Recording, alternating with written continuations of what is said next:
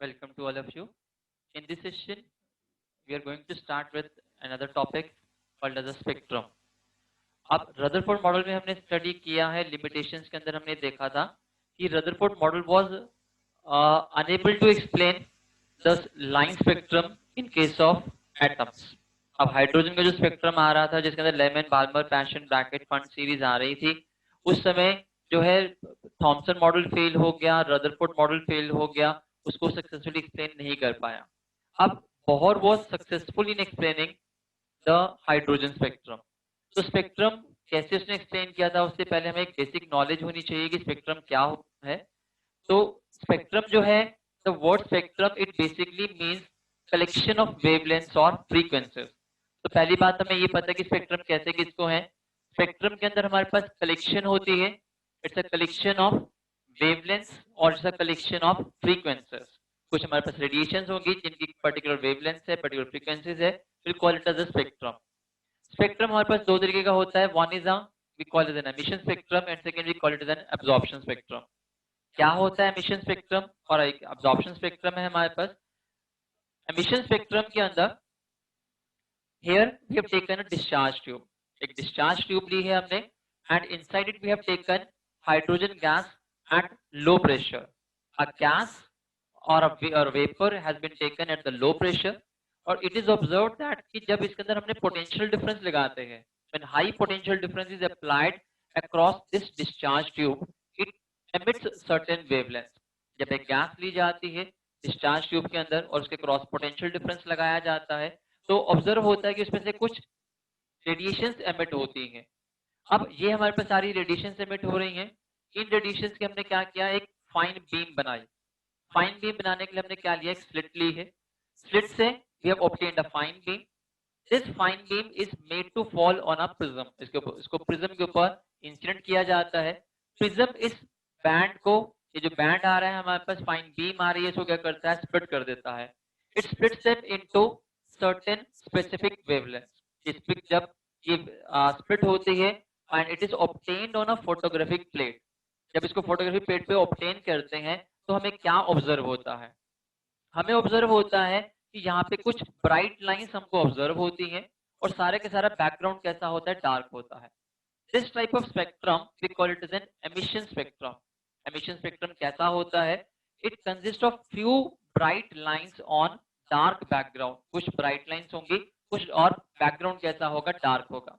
तो क्या होता है इसके अंदर, जैसे हाइड्रोजन गैस हमने डिस्चार्ज ट्यूब में ली है, इसको पोटेंशियल डिफरेंस लगाया, इसमें से कुछ बीम निकलती है, उस बीम को हमने फाइन कर दिया स्लिट से पास करके, and when it is pass through prism it splits into certain wavelengths. कुछ पर्टिकुलर स्पेसिफिक वेवलेंथ पे ही ये एमिट होती है. जैसे कि जो हमारे पास हाइड्रोजन है, हाइड्रोजन के अंदर हमारे पास कुछ वेवलेंथ्स आ रही हैं. ये वेवलेंथ्स हमने वो ली हैं जो कि हमारे विजिबल रीजन के अंदर आती है. तो विजिबल रीजन में हमने देखा कि सबसे लॉन्गेस्ट वेवलेंथ जो ऑब्जर्व हुई दैट वाज ऑफ 656 नैनोमीटर, जिसका नाम एच अल्फा रख दिया जाता है. फिर सबसे शॉर्टेस्ट वेवलेंथ जो ऑब्जर्व हुई वो आई थी हमारे पास 364 नैनोमीटर के लिए, जिसका नाम एच इंफिनिटी होता है.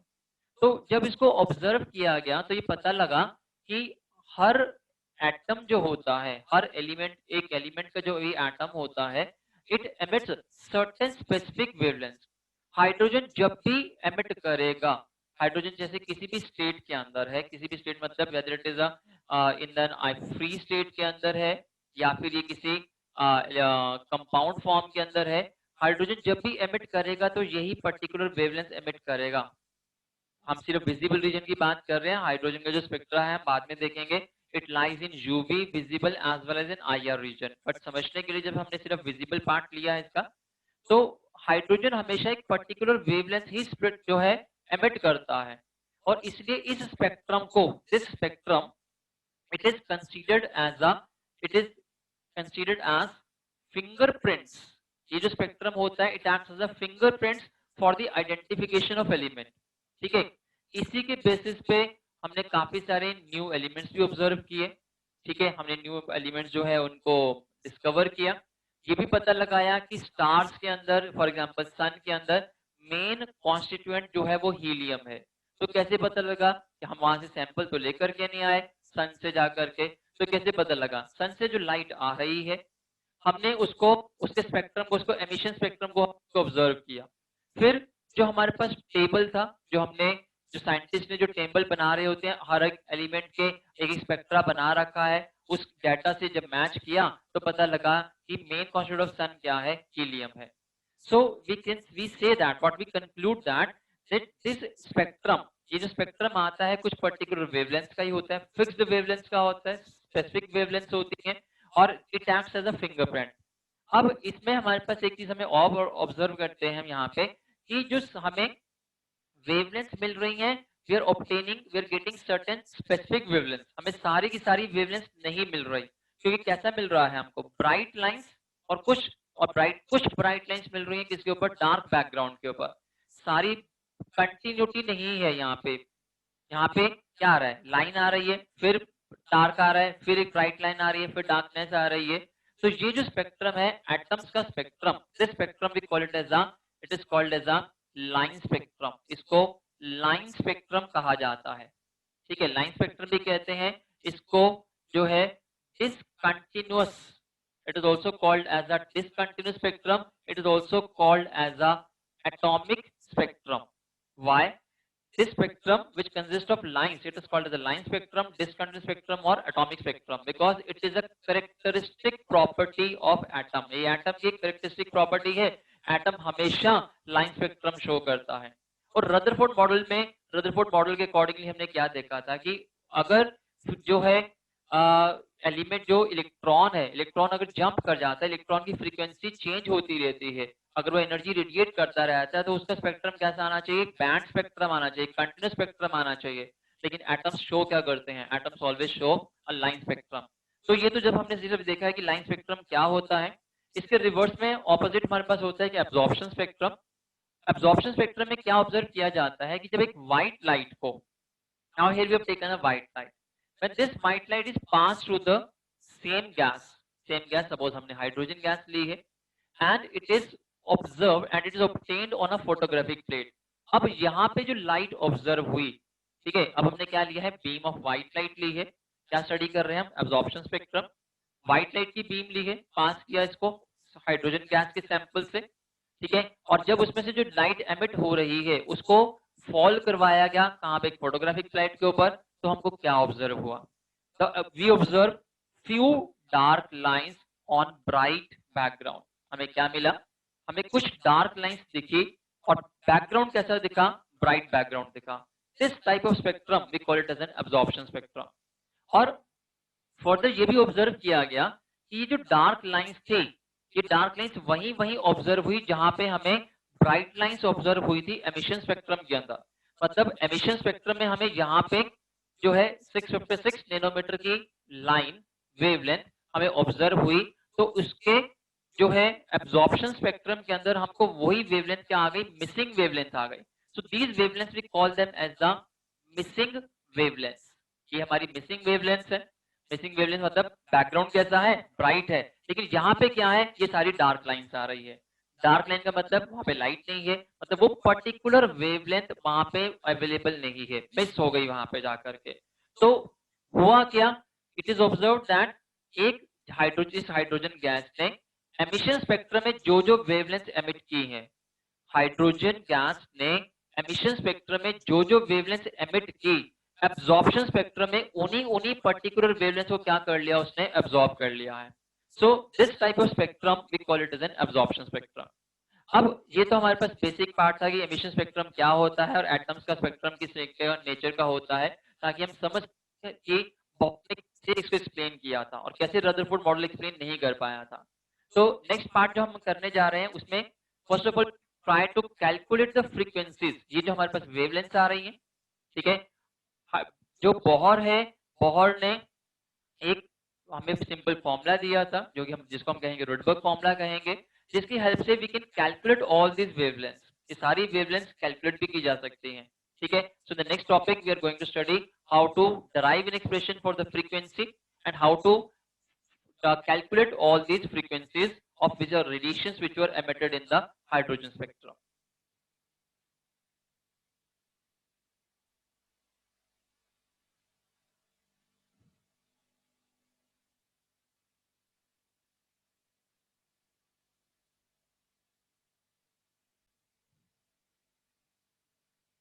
Now we are going to derive an expression for frequency of radiation emitted when electron makes a transition from level Ni to level Nf where Ni is greater than Nf.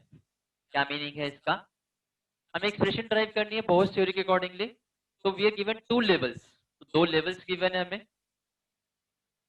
One of the level this is the Ni level and this is the Nf level. Ni मतलब initial है और यहाँ पे हमारे पास Nf final है. Electron क्या कर रहा है? Electron is making a transition. Electron ने क्या किया? ट्रांजिशन किया है. आउटर से इनर पे उसने ट्रांजिशन किया है. और according to Bohr's third postulate क्या है हमारे पास? It says that whenever electron makes a transition from certain outer energy level to certain inner energy level, the difference in the energies of the two levels will be emitted in the form of radiation. ठीक है, तो वो difference जो है हमारे पास है, तो क्या आएगा हमारे पास? According to Bohr's third postulate हम कह सकते हैं यहाँ पे कि ई फाइनल जो हमारे पास है कि यहाँ से क्या होगा? हमारे पास एक रेडिएशन इमिट होगी जिसकी फ्रीक्वेंसी कितनी है हमारे पास? न्यू फ्रीक्वेंसी है. और जिसकी एनर्जी कितनी हो जाएगी? whose energy will be equals to h nu. So we can say that according to the Bohr's third postulate that h nu is equals to, h nu किसके बराबर होगा? This will be equals to E initial minus E final. ये इसके बराबर होगा हमारे पास. क्यों? As per the third postulate क्या है? E2 minus E1 किसके बराबर होगा? h nu के बराबर. E2 कौन सा है? Outer level. आउटर लेवल कौन सा है हमारे पास? ये वाला लेवल है. This is the outer level. This is the outer level. And this is the inner level. ठीक है, ये हमारे पास इनर लेवल आ रहा है यहाँ पे. अब what is the relation for energy?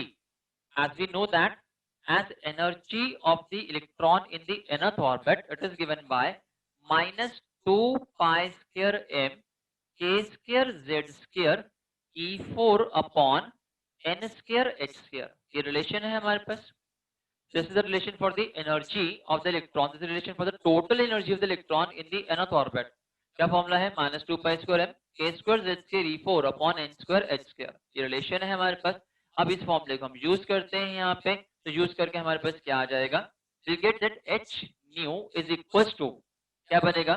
This value E initial कितनी बन जाएगी? Minus 2 pi square m k square z square e4 upon N I square H square. ये बन जाएगा हमारे पास. ठीक है, और इसमें से क्या करना है? हमको माइनस करना है. ठीक है, we can subtract this relation now. So this will be equals to minus 2 pi square m k square z square e4. First we write this here that h nu की वैल्यू कितनी होगी? This will equals to E initial minus E final. अब energy का relation हमने लिखा है, तो ये बन जाएगा minus 2 pi square m k square z square e4 upon ni square h square minus E initial minus E final minus again this will be equals to 2 pi square m k square z square e4 upon n f square h square. ये बन जाएगा हमारे पास. ठीक है, अब इसको simplify कर लेते हैं. ये माइनस माइनस प्लस हो गया, तो इस टर्म को पहले लिख लेते हैं. तो हमारे पास क्या आ जाएगा? h nu को लिख रहे हैं हम यहाँ पे. We are writing h nu is equals to hc by lambda लिख दिया हमने. nu क्या होता है?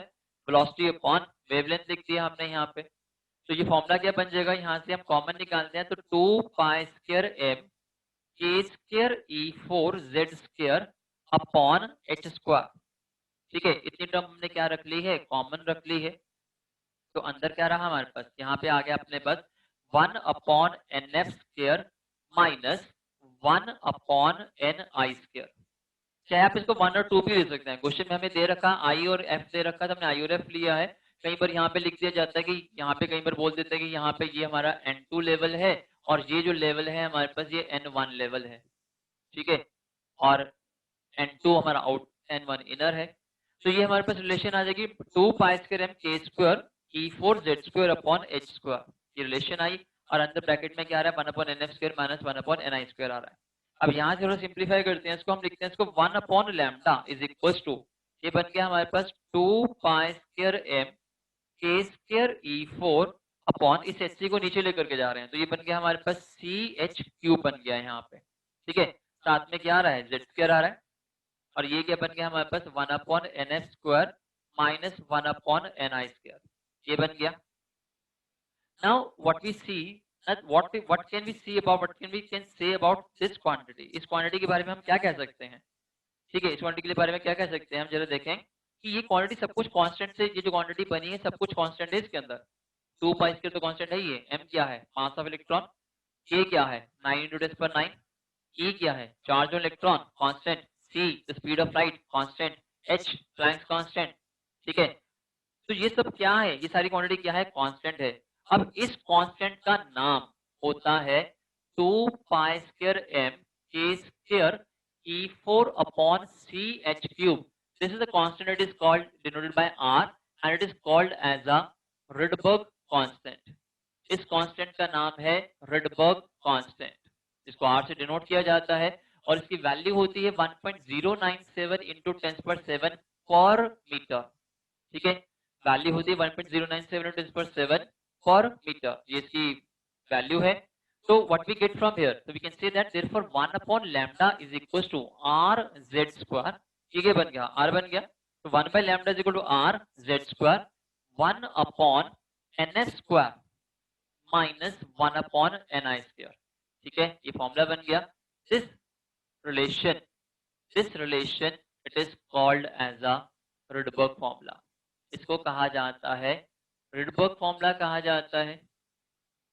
ठीक है, and this formula can be used to find out the wavelengths of radiation emitted। तो बहुत इंपॉर्टेंट फॉर्मूला है हमारे पास, इसका हम देखेंगे कैसे हम इसको न्यूमेरिकल्स में अप्लाई भी करते हैं। सारी वेवलेंथ जो भी हमने बाल्मर सीरीज की वेवलेंथ लिखी थी 656 नैनोमीटर से लेकर 364 नैनोमीटर तक की जो हमने वेवलेंथ लिखी थी, all wavelengths would be obtained using this formula. ठीक है, तो ये रिडबर्ग फॉर्मूला है हमारे पास। अब ये फॉर्मूला आया है to calculate the lambda calculate करने के लिए, और 1/λ का नाम एक और भी होता है जिसको हम कहते हैं न्यू बार। ठीक है, what is reciprocal of wavelength, it is the wave number. तो ये हमारे पास क्या है, this quantity we call it as the wave number. अब what we see from here कि यहाँ पे ni और nf क्या है, ये हमारे पास सारे इंटीजर्स हैं। ni क्या है, ni is the initial, ni is the principal quantum number of the outer level. ni क्या है, प्रिंसिपल क्वांटम नंबर है किसका, आउटर लेवल का, और nf किसके लिए है, इनर लेवल का है। तो ये जो डिफरेंसेस हमारे पास आएंगे ये कंटिन्यूस नहीं आएंगे, ये हमारे पास क्या will be distinct, they will be certain specific values will be obtained from here. So एक तो हमने ये वेवलेंथ के लिए लिखा, अगर इसी के हमको फ्रीक्वेंसी के लिए, हमसे तो क्या पूछा गया, हमसे पूछा गया फ्रीक्वेंसी का फॉर्मूला, तो फ्रीक्वेंसी भी निकाल लेते हैं। तो फ्रीक्वेंसी में क्या करना है, दोनों साइड्स को मल्टीप्लाई कर देते हैं c के साथ। ठीक है, तो we multiply both sides by c, तो c by lambda is equals to rcz square 1/nf square minus 1/ni square। ये बन जाएगा हमारे पास। ठीक है, फॉर्मूला क्या बन गया, c by lambda बन गया, और c by lambda क्या होता है हमारे पास, nu. So this is the formula, this relation is used to calculate the frequencies of radiation emitted। So this formula shows that thus we can say that frequencies or the wavelengths emitted, they have distinct values, उनकी values distinct values हैं, not they have distinct values not continuous values. क्या meaning होता है इसका, distinct और continuous का, हमारे जो इंटीजर्स होते हैं, इंटीजर्स हैं हमारे पास 1 2 3 4, ये सब क्या है, दीज आर डिस्टिंक्ट। डिस्टिंक्ट का मतलब क्या है, एक से दूसरे के बीच में कुछ डिफरेंस है, लेकिन जो हमारे नेचुरल, जब हमारे पास रियल नंबर्स होते हैं, लेकिन जो हमारे रियल नंबर्स होते हैं वो कैसे होते हैं, वो कंटिन्यूस होते हैं। इंटीजर्स कैसे होते हैं, डिस्टिंक्ट, एक है, एक के बाद दो है, गैप आ गया, दो के बाद तीन है, स्टेप होता है, जैसे स्टेप है, ये स्टेप क्या होता है, डिस्टिंक्ट। ठीक है, जैसे कि या तो फर्स्ट स्टेप पे हो, या सेकंड स्टेप पे हो, या थर्ड स्टेप पे हो, आप कभी ये नहीं कह सकते कि मैं तो 1.5 वाले स्टेप पे हूँ। ठीक है, या तो फर्स्ट स्टेप पे हो, या सेकंड पे हो, या थर्ड पे हो, ये सब क्या है, डिस्टिंक्ट है। लेकिन रियल नंबर्स क्या होते हैं, रियल नंबर्स कंटिन्यूस होते हैं। जैसे आपने लिख दिया 1 लिख दिया तो 1 है। अब 1 और 2 के बीच हम ये नहीं कह सकते कि 1 और 2 के बीच रियल नंबर्स नहीं है, they are infinite real numbers. ठीक है, तो रियल नंबर्स क्या होते हैं, वो कंटिन्यूस होते हैं, और इंटीजर्स कैसे होते हैं, अपने पास डिस्टिंक्ट होते हैं। तो ये सारे ni nf क्या है, ये तो इंटीजर्स हैं। Therefore we can say that कि जो रेडिएशन एमिट हो रही है, जो फ्रीक्वेंसीज, ये जो फ्रीक्वेंसीज एमिट हो रही हैं, वेवलेंथ एमिट हो रही हैं, इनकी कुछ डिस्टिंक्ट वैल्यूज हैं और जबकि और कंटिन्यूस वैल्यूज नहीं है as proposed by Rutherford. Rutherford coordinate model Rutherford model coordinate कैसा आना चाहिए, रेडिएशंस कैसी आनी चाहिए, कंटिन्यूस आनी चाहिए। लेकिन बोहर के कोऑर्डिनेट क्या है, अब ऑब्जर्व क्या किया गया, ऑब्जर्व भी किया गया कि डिस्टिंक्ट आ रही है। एक 656 की आ रही है, 356 की देखी थी हमने, उसके बाद कुछ छोड़ करके 656 की भी आ रही है हमारे पास, तो कुछ गैप आ रहा है। तो this formula shows that, this relation shows that की रेडिएशन जो एमिट हो रही है, ठीक है, स्पेक्ट्रम के अंदर, they have certain distinct values, not continuous values.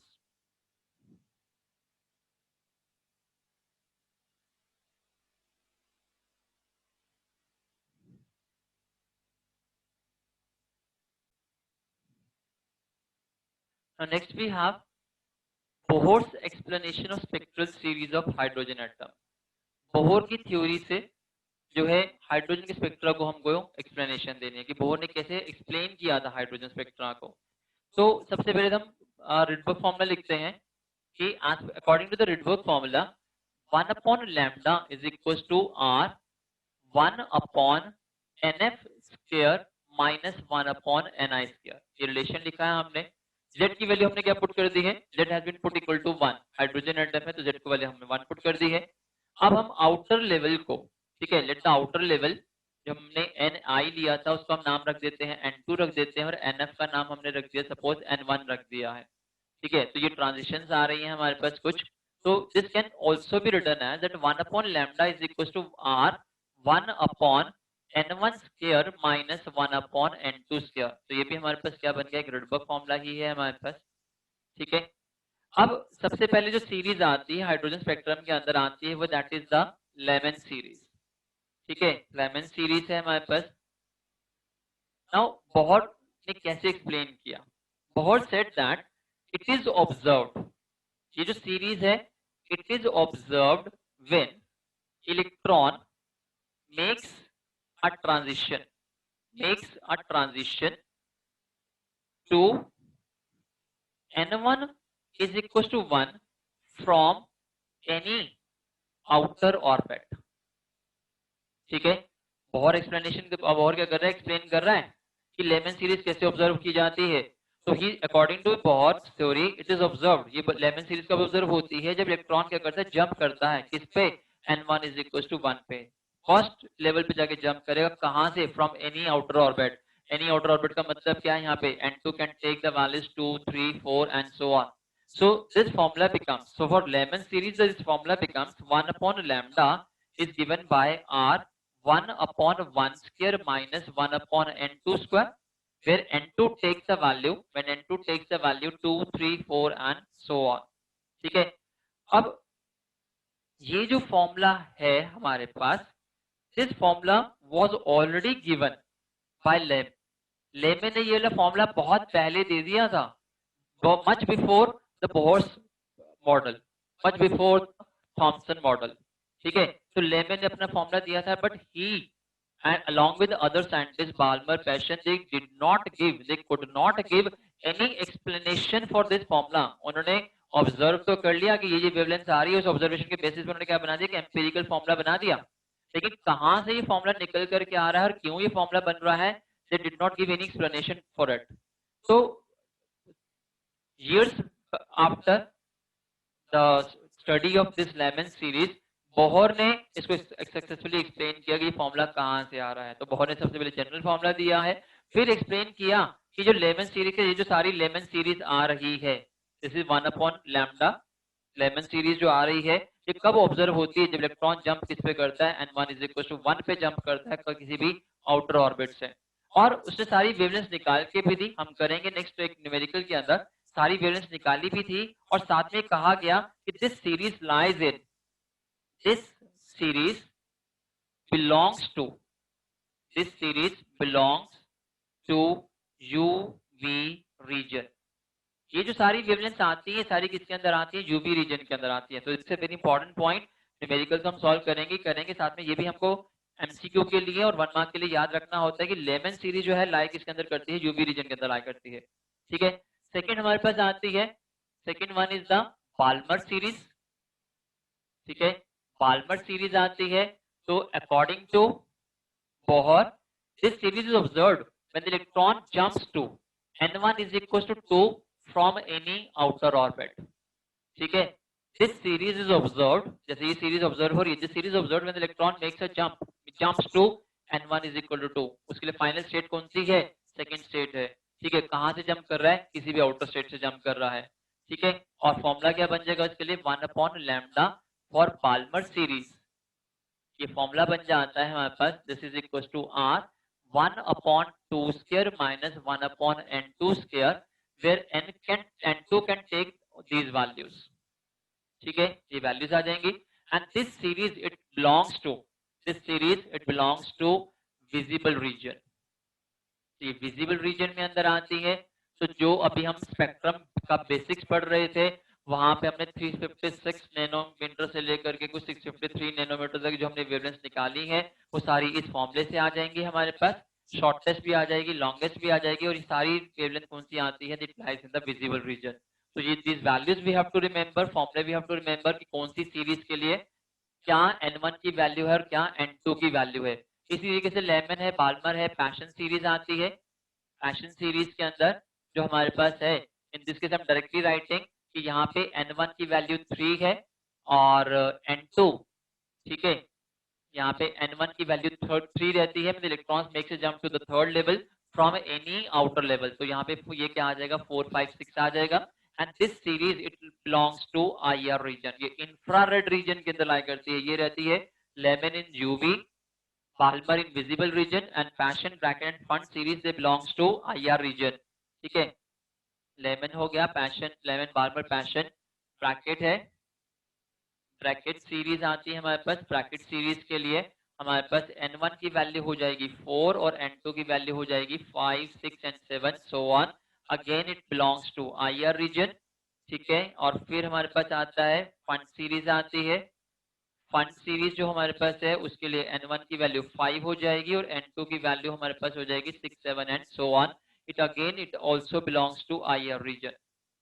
तो ये वैल्यूज हमको याद रखनी है न्यूमेरिकल्स के लिए, क्योंकि किसी भी सीरीज के लिए हमसे पूछा जाएगा इस सीरीज की शॉर्टेस्ट वेवलेंथ और इसकी लॉन्गेस्ट वेवलेंथ निकालना. तो हम देखेंगे नेक्स्ट पार्ट के अंदर कि लॉन्गेस्ट कैसे निकालते हैं, शॉर्टेस्ट कैसे निकालते हैं. लेकिन हमें पता होना चाहिए कि उस पर्टिकुलर सीरीज के लिए जो है फाइनल स्टेट कौन सी है. तो लेमन के लिए फाइनल स्टेट 1 होती है, बाल्मर के लिए 2 है, पैशन के लिए फाइनल स्टेट जो हमारे पास है n1 जिसको हम मान रहे हैं, फाइनल स्टेट जो है वो हमारे पास 3 है, ब्रैकेट के लिए 4 है, फंड के लिए हमारे पास 5 है.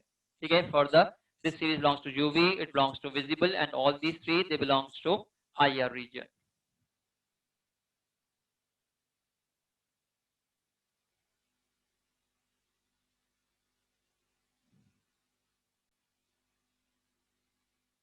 Now we have a question, calculate longest and shortest wavelength in Balmer series.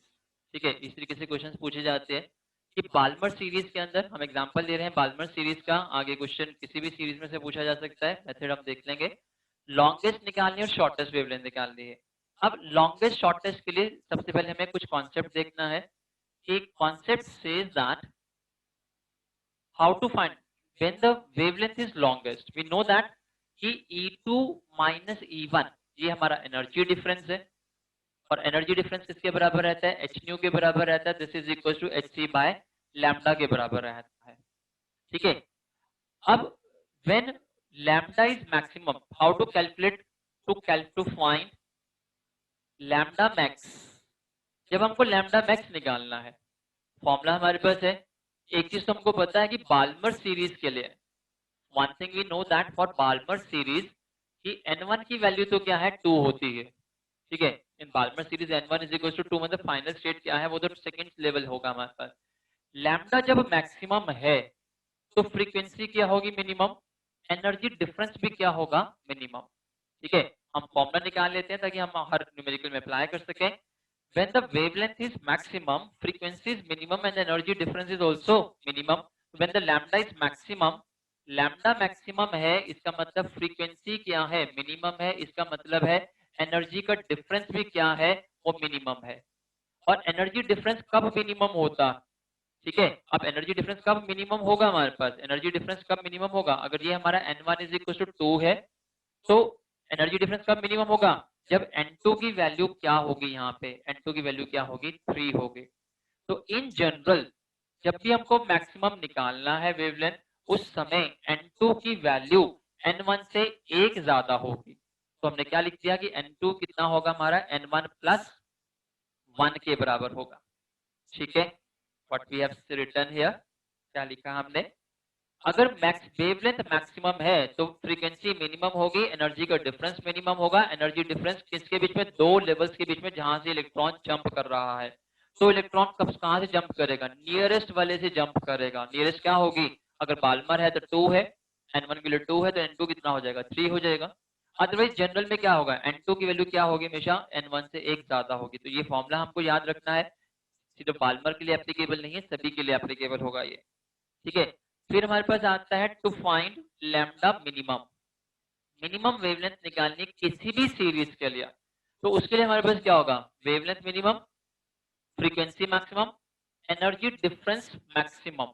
ठीक है, एनर्जी डिफरेंस क्या हो जाएगा, मैक्सिमम एनर्जी डिफरेंस। तो make for delta E to be maximum, energy difference अगर हम चाहते हैं कि मैक्सिमम हो तो N2 दूर से दूर होना चाहिए। N2 और N1 में डिफरेंस बहुत ज्यादा होना चाहिए। तो N2 की वैल्यू क्या रहती है, वहां पे इंफिनिटी रहती है। ठीक है, तो ये दो बातें हमको याद रखनी है, दो रिजल्ट हमको याद रखने हैं कि जब वेवलेंथ मैक्सिमम है तो N2 की वैल्यू क्या होगी, N1 प्लस 1 होगी, और जब वेवलेंथ मिनिमम है उस समय N2 की वैल्यू क्या होगी, इंफिनिटी होगी। इसको यूज करते हुए हम इस न्यूमेरिकल को सॉल्व करने जा रहे हैं। और बाल्मर सीरीज के अंदर लिख लेते हैं यहाँ पे कि बाल्मर के लिए और बाल्मर सीरीज N1 की वैल्यू 2 है। ठीक है, फॉर लैम्डा मैक्सिमम के लिए N2 की वैल्यू क्या होगी हमारी, 2 plus 1, this will be equal to 3 होगी। तो wavelength 1 upon lambda max, 1 upon lambda x formula क्या है, 1 upon lambda is equal to R 1 upon N1 square, 1 upon 2 square minus 1 upon 3 square, ये फॉर्मूला आ जाएगा हमारे पास। तो ये वैल्यू आ जाएगी, यहाँ से हमारे पास आ गया, this is 4, this is 9, so this would be 36, 4 9 36, और यहाँ पे ऊपर आ जाएगा 9, यहाँ पे आ जाएगा 4। तो ये वैल्यू बन जाएगी हमारे पास 5R upon 36। This is not the answer, this is 1 upon lambda max आया है। लैम्डा मैक्स क्या आएगा, लैम्डा मैक्स आ जाएगा 36 by 5 into R, it will be 36 by 5 into R, ये फॉर्मूला आएगा हमारे पास, ये वैल्यू आ जाएगी। अब जब भी हम वेवलेंथ निकालेंगे तो आर हमेशा हमें डिनोमिनेटर में ही, जब भी आप कोई भी मैक्सिमम वेवलेंथ निकाले न्यूमेरिकल्स तो आने ही है इसके ऊपर बेस्ड, और लैम्डा हमें आर हमेशा क्या मिलेगा, मिनिमम में डिनोमिनेटर में मिलेगा। और आर की वैल्यू क्या होती है, आर की वैल्यू क्या होती है, आर की वैल्यू तो होती है 1.097 इंटू 10⁻7 पर मीटर, ये वैल्यू होती है हमारे पास। हम इसको एंगस्ट्रॉम में कन्वर्ट करते हैं और 1 अपॉन आर की वैल्यू निकाल लेते हैं। तो 1 अपॉन आर की वैल्यू याद रखनी है हमको, this is equal to 912 angstrom होती है। ठीक है, इसकी लगभग ये वैल्यू बन जाती है और हम इसको न्यूमेरिकल्स में ऐसे ही यूज कर लेंगे। आर की वैल्यू ये है, लेकिन हमें तो हमेशा 1 अपॉन आर चाहिए होगा और न्यूमेरिकल में यूज करना पड़ेगा, तो कैलकुलेट थोड़ा करते रहेंगे हर बारी। तो हमने निकाल लिया 1 अपॉन आर की वैल्यू निकाली, 1 अपॉन आर लगभग कितना होता है हमारा, 912 एंगस्ट्रॉम होता है। अगर कुछ नहीं मेंशन किया हो 1 अपॉन आर के बारे में तो ये वैल्यू ले लो, अदरवाइज कई बार वो बोल देता है कि 1 अपॉन आर को आपको 909 भी लेना है, तो otherwise if it is not mention use 1 upon R is equal to 912 angstrom. तो ये वैल्यू कितनी बन जाएगी हमारे पास, this will be equal to, this is equal to 36 by 5 into 912 angstrom. इसको कैलकुलेट करने से हमारे पास आ जाता है 6566 angstrom, this is the maximum wavelength. ठीक है, तो ये हमारे पास क्या आ जाएगी, मैक्सिमम वेवलेंथ आ जाएगी हमारे पास बाल्मर सीरीज के लिए। अब क्या निकालना है हमको, ठीक है, इस तरीके से निकालना है। हमको मैक्सिमम है, बाल्मर है, तो N2 की वैल्यू कितनी हो जाएगी, 3 हो जाएगी, N1 तो हमको पता ही होगा। फिर हमें निकालना है फॉर लैम्डा मिन, मिनिमम वेवलेंथ के लिए। मिनिमम वेवलेंथ के लिए N1 की वैल्यू तो हमको 2 पता ही है, और N2 की वैल्यू क्या हो जाती है, यहाँ पे इन्फिनिटी हो जाती है। ठीक है, अगर इन्फिनिटी हो जाएगी तो ये फॉर्मूला हम दोबारा यूज कर लेते हैं। तो 1 upon lambda min is equal to R 1 upon 2 square minus 1 upon infinity आ जाएगा। 1 अपॉन इन्फिनिटी कितना होता है, this value is equal to 0 होती है हमारे पास, तो ये वैल्यू बन जाएगी हमारे पास 1 upon lambda min is equal to R upon 4 आ जाएगा। ठीक है, 1 अपॉन इन्फिनिटी 0 है तो ये बन गया r बाई 4। तो यहाँ से हमारे पास लैम्डा मिन की वैल्यू आ जाएगी हमारे पास 4 अपॉन आर, और 4 अपॉन आर का मतलब है 4 into 912 angstrom, this will be equal to 48 and this is 36। तो ये हमारे पास क्या आ रही है, this is the lambda minimum. ठीक है, तो इस तरीके से हम कैलकुलेट कर लेते हैं। हमसे पूछा गया मिनिमम वेवलेंथ पूछा, तो फॉर्मूला, ये कॉन्सेप्ट आप याद रखिएगा, ये फॉर्मूला n2 n1 + 1 वाला और n2 इन्फिनिटी, और तीसरा ये हमको ये वैल्यू याद रखनी है। लैम्डा मीन के लिए हमने निकाल दिया n2 इन्फिनिटी है, तो ये 1/λ इज r, 1/2 स्क्वायर में sin इन्फिनिटी, 1 पर इन्फिनिटी 0 होता है, 1/λ मीन कितना आ गया r/4, लैम्डा मीन कितना आ गया 4/r, तो 4 × 912 दिस इज 36, 483648 एंगस्ट्रॉम। ठीक है, अब एक पॉइंट और है यहाँ पे नोट करने के लिए, कई बार तो क्वेश्चन ऐसे पूछा जाता है और कई बार पूछा जाता है calculate the wavelength of H alpha line. ठीक है, ये जो मैक्सिमम वेवलेंथ वाली लाइन है इसको कहा जाता है, इसको नाम रखा गया है, इसका एच अल्फा नाम रखा गया है इस लाइन का, एच अल्फा भी कहा जाता है, and it is called as the first member, it is also called as the first. अलग अलग तरीके से क्वेश्चन पूछे जाते हैं बोर्ड्स में, ठीक है, और कॉम्पिटिटिव एग्जाम्स के अंदर भी। It is called as the first member of Balmer series, ये बाल्मर सीरीज का पहला मेंबर है। तो पहले मेंबर के लिए याद रखना है हमको, पहला मेंबर के लिए n2, n2 की n1 तो 2 है ही है, n2 की वैल्यू 3 होती है, इसी का नाम क्या है, एच अल्फा लाइन है। सेकंड वाले मेंबर का जो हमने लिखा था वहां पे स्पेक्ट्रम के अंदर, H alpha line, H beta line, H gamma, H delta, तो एच अल्फा लाइन ये पहली, it's a wavelength, it's a radiation having the maximum wavelength. ठीक है, फिर चलते जाते हैं, this line it is called as the is the last member, इसको हम सीरीज लिमिट भी कहते हैं, this is also called as the series limit. ठीक है, ये सीरीज लिमिट है, सीरीज खत्म हो जाती है इसके बाद कोई वेवलेंथ नहीं आती है, and this is the minimum wavelength है, ये लास्ट मेंबर है और इसका नाम होता है एच इन्फिनिटी लाइन है हमारे पास ये। ठीक है, तो आंसर्स में थोड़ा बहुत डिफरेंस आ सकता है कि अगर आपको ये वैल्यू लेते हैं या कुछ अगर हम आर की वैल्यू थोड़ा डिफरेंट करते हैं, तो लगभग ये हमको इस तरीके से याद नहीं करनी होती है, इस तरीके से हम इसको कैलकुलेट कर लेते हैं। ठीक है, so this is how we calculate the longest and the shortest wavelength in Balmer series. अगर इसी तरीके से हमको Lyman, Paschen, Brackett, Pfund series के लिए कोई क्वेश्चन पूछा जा सकता है, तो वहां पे हम सिर्फ क्या चेंज करेंगे, हम n1 की वैल्यू बदलते जाएंगे।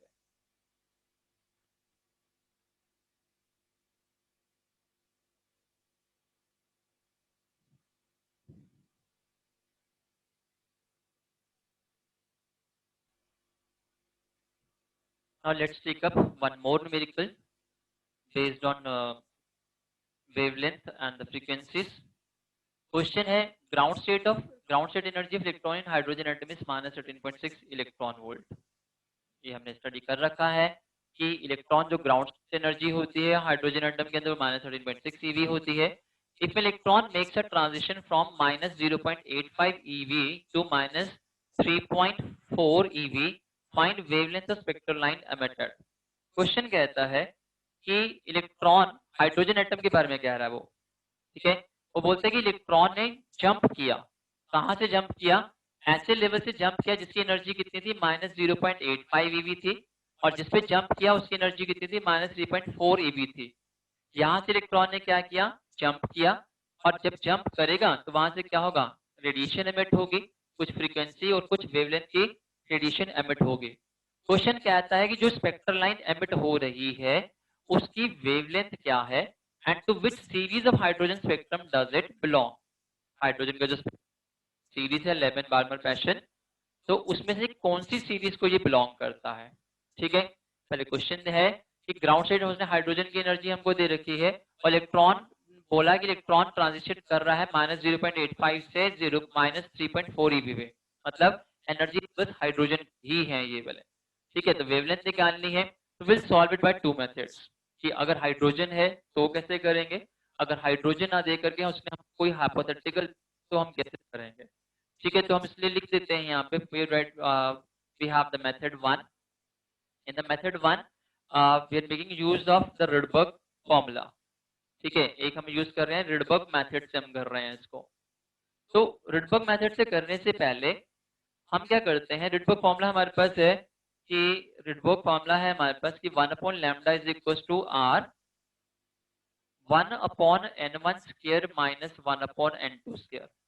इस रिडबर्ग फॉर्मूले को यूज करने के लिए हमको n1 n2 की वैल्यूज पता होनी चाहिए। ठीक है, यहाँ N1 N2 की वैल्यूज हमको नहीं पता, यहाँ पे हमको एनर्जीज पता। तो है कैसा स्पेक्ट्रम, कौन सा एटम है, ये हाइड्रोजन एटम है। तो हाइड्रोजन एटम की सारी एनर्जीज हमने लर्न कर रखी है। क्या क्या एनर्जीज होती है जरा लिखें। जो ग्राउंड स्टेट एनर्जी E1 होती है वो -13.6 eV होती है, और E2 की वैल्यू हमारे पास -3.4 eV होती है। फिर E3 की वैल्यू हमारे पास -1.51 eV है, और E4 की वैल्यू हमारे पास -0.85 eV होती है। ठीक है, ऐसे ही हम E5 जो हमारे पास है वो -0.54 eV होती है, उसके बाद -0.37 है, और -0.28 eV है। ठीक है, हमको इस 7 एनर्जी लेवल्स की एनर्जीज याद रखनी है, इससे हमारा न्यूमेरिकल्स बहुत सिंपल हो जाएंगे। -30.6, -3.4, फिर -1.51 है, फिर -0.85 है, -0.54 है, फिर -0.37 है, और फिर 0.28 है, -0.28 है। अब अगर यहां से देखें, अब इसकी अगर ये एनर्जीज हमें याद है तो हम सीधा सीधा हम इस कंक्लूजन पे पहुंच जाएंगे कि -0.85 वाली जो एनर्जी है वो तो E4 है, और आग इस पर है -3.4 पे आ रहा है, और ये क्या हमारे पास E2 लेवल है। मींस यहां से हमको पता लग गया कि N2 की वैल्यू कितनी है, 4 है, और N1 की वैल्यू कितनी है, 2 है। Means electron is jumping from N2 is equal to 4 to N, from N2 is equal to 4 to N1 is equal to 2। कैसे पता लगाया, हमने ये एनर्जीज हमें लर्न है, इस एनर्जीज को हमने कंपेयर कर लिया और देख लिया कि -0.85 कौन सी है, तो N2 लेवल है, और ये हमारे पास कौन सा लेवल है, ये हमारा N1 लेवल है। ठीक है, ये हमने कर लिया है। तो अब सीधा हमें फॉर्मूला लगाना है इसके बाद। तो 1/λ is equals to, from here we can say that thus we can say that N1 is equals to 2 है, और N2 की वैल्यू कितनी है हमारे पास, 4 है। तो फॉर्मूला बन जाएगा R1/2 स्क्वायर माइनस 1/4 स्क्वायर बन जाएगा। इसको सिंप्लीफाई कर लेते हैं, तो 1/λ is equal to R 1/4 minus 1/16 बन गया हमारे पास। ठीक है, तो ये बन जाएगा हमारे पास 1/λ is equal to R, LCM 16 आ जाएगा हमारे पास। So this will be equal to 4 minus 1, so this will be equals to 3R/16, this is 1/λ। ये 1/λ है, तो लैम्डा की वैल्यू कितनी आ जाएगी, 16/3R आ जाएगी। ये वेवलेंथ आ गई हमारे पास। ठीक है, आगे हमें पता है क्या करना है, 16/3 को, और 1/R की वैल्यू कितनी होती है, 912 एंगस्ट्रॉम। तो इसको 912 से मल्टीप्लाई कर देते हैं, तो this cancels with this one, this is 304, so this is 64 and this would be 48, it is 4864 angstrom, this is the wavelength of radiation emitted। तो ये हमारे पास क्या आ रही है, इतनी वेवलेंथ की हमारे पास इस वेवलेंथ की रेडिएशन एमिट होगी है। सिंपल कर दिया हमने क्वेश्चन को बहुत ज्यादा। इस तरीके से जैसा आपको वैल्यूज याद रख के वहां से N1 N2 आइडेंटिफाई कर लो, और जैसे ही N1 N2 आइडेंटिफाई करो तो रिडबर्ग फॉर्मूला लगाएं, और फर्दर इसको सॉल्व करना है। अब आगे क्या पूछा गया हमसे, to which series of hydrogen spectrum does it belong, कि हाइड्रोजन स्पेक्ट्रम की कौन सी सीरीज को बिलोंग करता है। तो सीरीज पता लगाना बहुत आसान है, कि दिख रहा है हमको कि फाइनल स्टेट क्या है, N1 is equal to 2 है। ठीक है, तो we can say that as the final state is equal to 2, so this series it belongs to, it is the Balmer series. ये बाल्मर सीरीज है हमारे पास। ठीक है, एक तरीका तो ये है कि हमने इस तरीके से पता लगा लिया कि N1 की वैल्यू 2 है, तो 2 पे कर रहा है तो वो बाल्मर सीरीज है। दूसरा, आप वेवलेंथ से भी पता लगा सकते हो। ठीक है, हमने इलेक्ट्रोमैग्नेटिक वेव्स स्टडी किया, वेव्स के अंदर हमने स्पेक्ट्रम पढ़ा है, स्पेक्ट्रम के अंदर हमने वेवलेंथ देखी थी कि जो विजिबल स्पेक्ट्रम होता है हमारे पास, विजिबल स्पेक्ट्रम जो है हमारे पास, visible spectrum it varies from, कहां से कहां तक होता है, 3900 एंगस्ट्रॉम से लेकर के लगभग ये कहां तक चलता है, 7800 एंगस्ट्रॉम तक चलता है। और ये 4864 इसी के बीच में लाई कर रही है, so it belongs to, it is the visible part, so it is the visible, Palmer series इसमें होती है, पाल्मर सीरीज विजिबल में होती है, तो ये विजिबल पार्ट ऑफ इलेक्ट्रो। अगर वो बोलेगी इलेक्ट्रोमैग्नेटिक स्पेक्ट्रम में कहाँ लाई करता है, दो बातें हैं, कि पूछता है कि हाइड्रोजन स्पेक्ट्रम की किस सीरीज को बिलोंग करता है, तो हाइड्रोजन स्पेक्ट्रम की सीरीज कौन सी है, बाल्मर सीरीज है। अब वो ये कह दे कि इलेक्ट्रोमैग्नेटिक स्पेक्ट्रम में कहाँ किसको बिलोंग करता है, तो इलेक्ट्रोमैग्नेटिक स्पेक्ट्रम के अंदर ये विजिबल पार्ट को बिलोंग करता है। ठीक है, इलेक्ट्रोमैग्नेटिक स्पेक्ट्रम में ये विजिबल पार्ट को बिलोंग करता है, और हाइड्रोजन के स्पेक्ट्रम के अंदर कौन सी सीरीज को बिलोंग करता है, बाल्मर सीरीज को बिलोंग करता है। ठीक है, तो दिस इज वन मेथड। ठीक है, अभी सेकंड मेथड कर लेते हैं, आप इतना नोट कीजिए। साथ ही देख लेते हैं, तो छोटा सा शॉर्ट में आपको बता देता हूँ कि सेकंड मेथड कैसा रहेगा, जो कि हम अगर हमारे पास जो है इन केस ये हाइड्रोजन स्पेक्ट्रम हाइड्रोजन नहीं है, ये जो एनर्जीज दे रखी है ये हाइड्रोजन की एनर्जीज नहीं है, ठीक है, तो हम जनरल फॉर्मूला लगा देंगे, ठीक है, वो हमारा जनरल फॉर्मूला है, वो क्या होता है E2 माइनस E1 किसके बराबर होता है, h के बराबर होता है, this is equal to hc by lambda. It's a general method, ठीक है, रेयरली क्वेश्चन पूछे जाते हैं इस तरीके से, लेकिन फिर भी हमें यहाँ आने चाहिए। तो जनरल मेथड हमारे पास E2 माइनस E1 कितना होता है, hc बाय लैम्डा होता है। E2 की वैल्यू कितनी है, E2 की वैल्यू है -3. E2 हमारे पास कौन सा है, E2 की वैल्यू है -3.4 minus and this is equal to minus of 0.85 eV, ठीक है, ये वैल्यू है, this is equal to hc by lambda. hc by lambda हो जाएगा हमारा 6.626 इंटू 10⁻34 और यहाँ आ जाएगा हमारा 3 इंटू 10⁻8 आ जाएगा, ठीक है, और ये वैल्यू किसके अंदर आ रही है, हमारी ईवी के अंदर आ रही है, this value is in terms of EV, upon में क्या है, लैम्डा है। अब क्या करना है, बस इस फॉर्मूले से, इस इक्वेशन से क्या कर दो आप, लैम्डा कैलकुलेट कर लो। कैसे, ईवी को पहले मल्टीप्लाई बदल देना, पहले ईवी को मल्टीप्लाई कर दो किसके साथ, 1.6 इंटू 10⁻19 से बदल दोगे तो ये क्या एनर्जी किस में आ जाएगी, जूल में आ जाएगी, ठीक है, जूल में लाने के बाद इस फॉर्मूले से आप इस लैम्डा को ऊपर ले आओ, इस टर्म को नीचे ले आओ, ठीक है, वहां से हमारे पास डायरेक्टली क्या आ जाती है, वेवलेंथ आ जाती है। तो जनरल फॉर्मूला जब भी करना होता है, general method is this one, that E2 minus E1 कितना होगा, h nu is equal to hc by lambda. Otherwise हमारे पास अगर हाइड्रोजन है तो हम इस तरीके से कर सकते हैं। इसका एक और शॉर्टकट भी है, ठीक है, आप एनर्जी डिफरेंस निकाल दो, और एक फॉर्मूला हमने किया था एनर्जी का, फॉर्मूला डिफरेंस क्या किया था हमने, एक और मेथड भी है, मेथड 3 भी कर देते हैं जी यहाँ पे साथ ही।